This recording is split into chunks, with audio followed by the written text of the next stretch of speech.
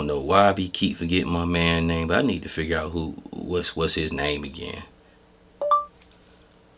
Who is the actor that plays the Mandalorian? Pedro Pascal. Okay, there goes his ugly self right there. There you go. What's up, everybody? Welcome back to another episode of G.I. Joe is G.I. Joe.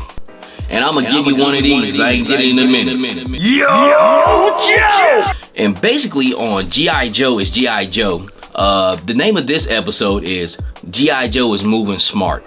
And I'll constantly repeat that throughout and let you know how they're moving smart. Of course, everybody knows it was New York City Comic-Con this past weekend. And I know everybody else pretty much done talked about it, but you know how I do. Now hear what your boy Savage got to say. I don't gloat and do the G.I. Joe is king and keep constantly repeat that to you because there's no need to. G.I. Joe is king and dominant, and pretty much any military line to it plays second fiddle. And I'm not even trying to be funny, I'm just spitting facts here.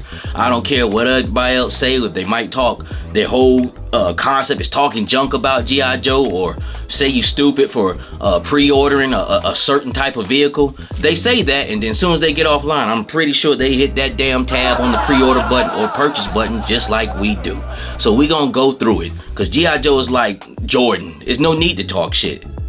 Jordan will come down, bust that ass for 60, do about 10 rebounds, and have about 7 assists.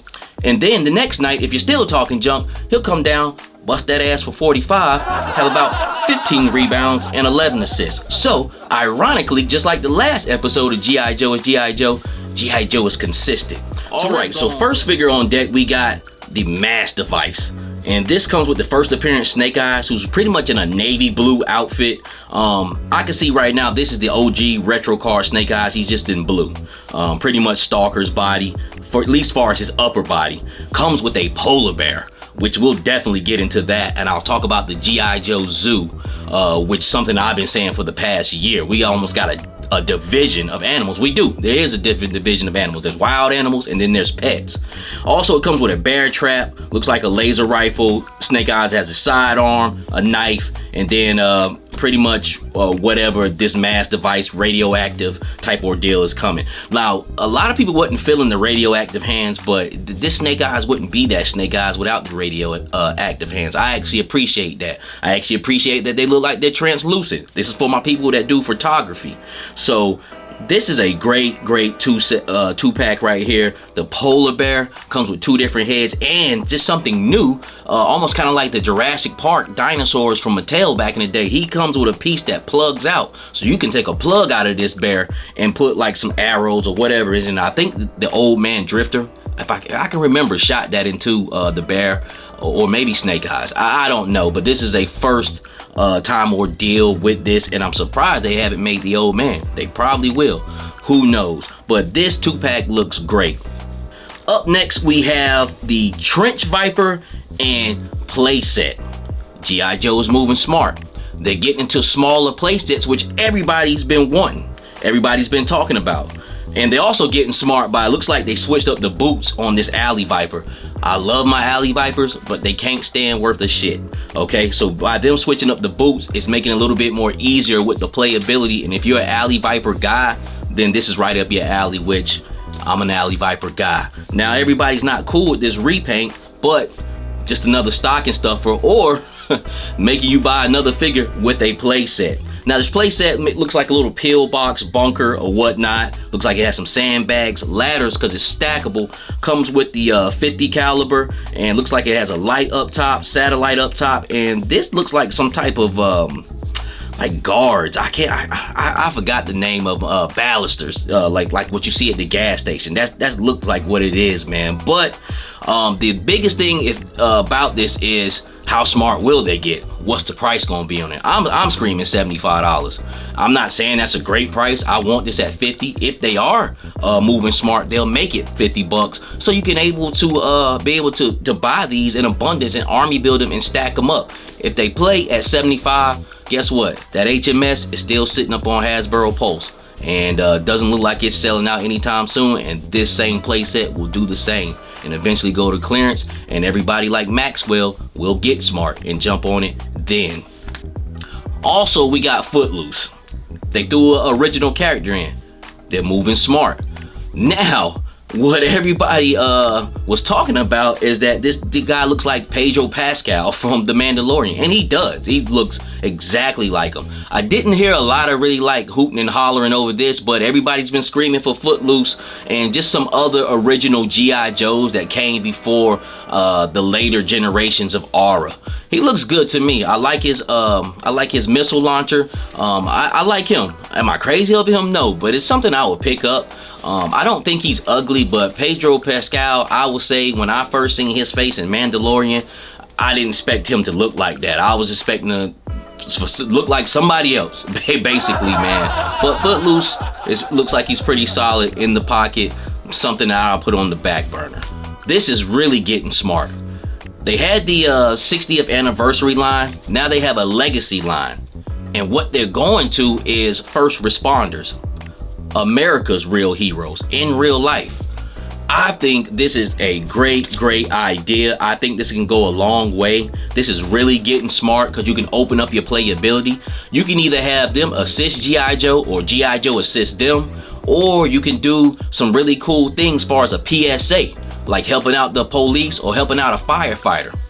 Or you can just play it in a world where they are just on their own. There's no G.I. Joe or anything. You just want to play firefighters, policemen, and rescue men. That's it. A real life, real world type world building situation. Or you could switch them over to Marvel Legends, and if this was in real life, all the firefighters would have been saved in 9/11. God bless their souls. That is something that's rocked America to the core. But you could have a Marvel Legend or somebody like Superman come save a firefighter from a 30-story building. So the playability on this is endless. And the crazy thing about it is, I was just talking about this on my live stream. If you haven't checked out my live stream, Straight Savage, I do it every Saturday night at 10:30. Come check your boy out. But I was talking about Snow Job's body. You know, pretty much he has a great body with the parka and all that, and it looks like this firefighter pretty much is Snow Job, just with a different paint job, different head sculpts, and some different things going on. Another smart thing they did too, they took the Jaws of Life from your boy Ripper and gave it to him, which that's really what a firefighter uses, man. So I'm really interested in this legacy line. I'm really interested in the first responders. Those, like I said, those are America's real heroes, and who knows where they can go with this. Policemen, all types of stuff, man. So I think that was a dope idea, and I think that was something like Maxwell. G.I. Joe is definitely getting smart. Next up, let's talk about the retro cards. Now, the retro card is the first one I'm going to talk about. Is something we got marketed to the death with, and that was Dr. Mindbender. Now, I don't mind that because I don't care about the insignia on the back of Dr. Mindbender's robe, but a lot of people do. I'm cool with the Dr. Mindbender that I got. I can ride with that one and not have this one, but I'm pretty much going to get this one because I like to collect the retro card, men on card, and I might get another one just to open up so he can have that robe. I think it looks really good. If they really wanted to get smart, they would display him backwards. Like for real, for the ones who know. Hey, look, we got the insignia. Come and get it. But they got a retro card Dr. Mindbender, which pretty much looks like the deluxe one that came out minus all the extra accessories. They also have another Viper that's coming, which looks like it has a little bit more brighter red. I don't think the blue necessarily matches up, but it's sleeveless. That's what the people wanted, and this is for my hardcore traditionalist G.I. Joe people, and it's gonna come on a retro card, which is another great bonus for displayability. Also, we get another Rock and Roll. Rock and Roll is one of the rock stars in the G.I. Joe line. I believe he is a stud along with Outback. Those two bucks, those two bodies are the stud bodies in G.I. Joe, man. So I'll definitely be down to get him. He's gonna come in his OD green outfit with no tattoos. This is for more of the traditionalist G.I. Joe, and he's gonna fit more in with your original 13. So shout outs to Rock and Roll. I definitely will be buying a men on card and a loose one for that one because Rock and Roll is a stud.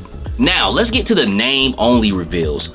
Two people I know nothing about. First, they talk about a guy named Darkland, I believe Destro's brother. I don't know what era he came out of, but that's one of the ones right there. Like, hey, Make me a believer. Make me like this guy. So we'll see what's up with him. From the picture they show, he comes like this big, huge tube cannon, and that's the most thing I pulled from him. So we'll see what's up with that. And then the other name only revealed was, I've been hearing a lot of traditionalist collectors screaming about, is Crystal Ball. Once again, came out like 87, 88. I don't know anything about this guy. Make me a believer. Make me want to buy it. So we'll see what's up with that. Emily said he looked pretty cool, so we'll see what's up. Oh, and let me do not forget about V4 Snake Eyes. V4 Snake Eyes is my Snake Eyes, the black and blue Snake Eyes with the red visor, pretty much the leader of Ninja Force. Okay, that is my era right there. That is a Snake Eyes I remember buying out of the store. That is a Snake Eyes I remember playing with, like the Alley Viper. So my era is 88 to like 91. That is some hardcore I got figures G.I. Joe era for me, man. So I definitely can't wait for that. So another Snake Eyes to add to the pile of Snake Eyes. And apparently I'm a Snake Eyes variant collector, and I am. I'm proud to be one too, because I have no problem with these two Snake Eyes that are coming out. So I can't wait to see how that Snake Eyes looks. And also in a kind of a sneak peek, people have been debating on this clip that they shown. It looks like the R-Striker to me, but everybody else was, well, not everybody else. Half the people were talking about this could be a Thunder Machine. So we'll see what's up. If they were smart, I wouldn't even say that. They could do either or. So yeah, that was a smart move. A lot of people been screaming from the Thunder Machine, but on my end, being that we got the Vamp, I would say, man, they need to go ahead and do an R-Striker and then do the Thunder Machine later on, man. But we will see what's up. I'm going with R-Striker. Last but not least, man, let's talk about the G.I. Joe animals, the G.I. Joe Zoo. Okay, we have enough animals where you could do a Hakuna Matata picture, and I have seen it with the Warthog from the Dreadnoks, and some other animals that was set up with Polly and the two dogs walking, man. You could do whatever you want. There's two different divisions that's starting to form with the G.I. Joe animals. You have the wild animals, and you have the ones that are pets. Then you have the moving animals, and then you have the ones that are static, man. So it's been a wonderful time in the world of G.I. Joe, and I'll kind of go down the list. We got gray timber, we got white timber. So you got two wolves, you got the Croc Masters Fiona, which crocodiles, and I'll also put in that a lot of these animals eventually go to clearance because people just don't hop on those 2-packs. They do, but then they beat their ground. So they just kind of sit up and then they end up going to clearance. So you're able to start army building animals in your G.I. Joe display. So gray timber, white timber, we got the Croc Fiona. Then we got Junkyard, which is a dog. We got Ruckus, which is a pit bull. So we got a Rottweiler, pit bull, two wolves, a crocodile. We got a Razorback, which belongs to the Dreadnought. I can't even think of them at Naugahyde. Belongs to Naugahyde. We got Order. We got a German Shepherd coming. And now we have this polar bear, okay? So between those animals, half are wild animals and half of them are considered like domestic pets. So it's just, the G.I. Joe Zoo is real, what I've been talking about. And this polar bear, pretty much, I can put a stamp on that one. Like, hey, it's a zoo with G.I. Joe. The crocodile made it like that, but now we have a polar bear. So that playability is opening it up to where you could do a zoo scene. You could do a Hakuna Matata scene. You could do in the backyard scene, throwing a frisbee. You could do, like, I'm in the wild running from these animal scenes. So it's a lot of things going on with these animals now. And that's not including the static animals like Polly, which they need to put some respect on Polly's name. That is the closest animal to a human. They can actually talk. So they need to redo that if they do a retro, what's my man name? Shipwreck. They need to redo Polly. They put more on Freedom than they did Polly. Freedom can't even talk. Freedom is still kind of static, but it has movable parts. Polly is just like a peg on his shoulder, man. I definitely wasn't feeling that. Also, you got the monkey that came with Naugahyde, which is another static figure. And then I'll kind of just throw this in there, Serpentor Snake, which is a great looking cobra. It's another static figure. Freedom is kind of in between the two. He's a movable, kind of static figure, man. So you were looking at about 12 different animals that we have here already in the G.I. Joe Zoo, with more to come eventually down the line, man. So G.I. Joe is moving smart. Hey, that's all I really have to say, man. Has been a great showing. I didn't really catch any the dates of the pre-orders. I believe the ones like the Trench Viper, maybe Footloose first appearance, Snake Eyes will be coming out Tuesday. If not, it's the retro card. But you have to check back with me on that, or check into some of the sources. I ain't gonna lie, because there was a lot to take in, man. But once again, man, G.I. Joe is killing it. G.I. Joe is smart. G.I. Joe is consistent. G.I. Joe is still king in my eyes. But what do you guys think? Give me a like, comment, subscribe. Make sure you check out my podcast. It's rough and rugged right now. We just talking and just building it from the ground up, man. Straight Savage Podcast, 10:30s on Saturday night. If you can, give me a like, comment, subscribe. Hit me up on my Instagram at Geppetto910. And with that being said, until the next time, God bless.